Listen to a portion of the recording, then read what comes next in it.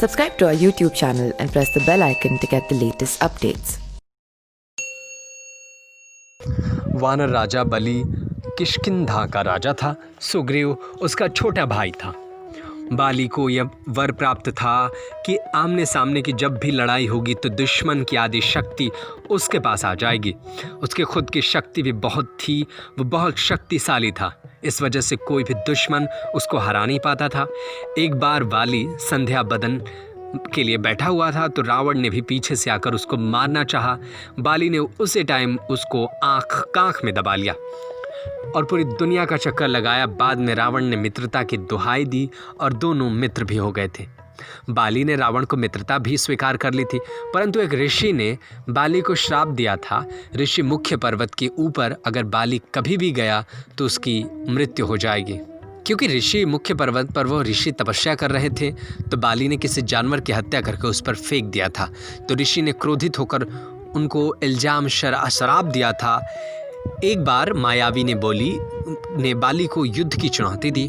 Supreme ने समझाया कि यह मायावी है, इससे इसकी चुनौती स्वीकार नहीं करो। लेकिन बाली कोई भी चुनौती और अस्वीकार नहीं करता था। विशेष रूप से युद्ध की दोनों लड़ते लड़ते एक गुफा के अंदर चले गए।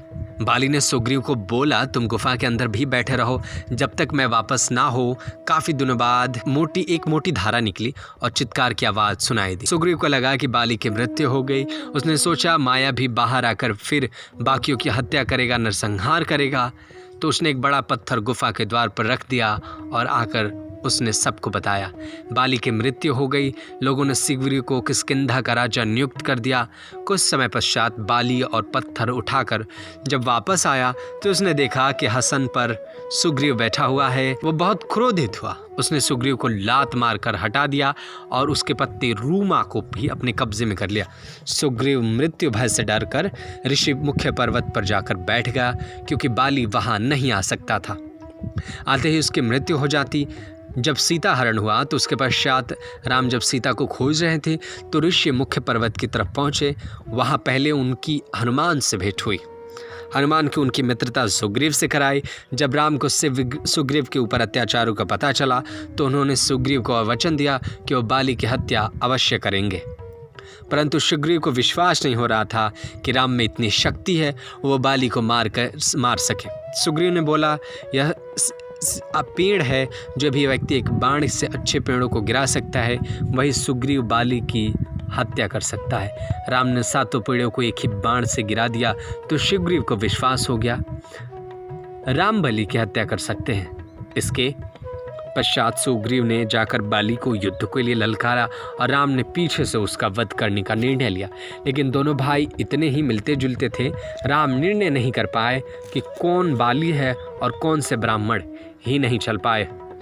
लड़ाई में सुग्रीव ठीक हो गया और इसी तरह से बच्चे वहाँ से भाग गए। उसने राम को बोला, आपने तो मुझे विदा किया था पर आप उसका बंद कर देंगे, लेकिन आपने बाण ही नहीं चलाया।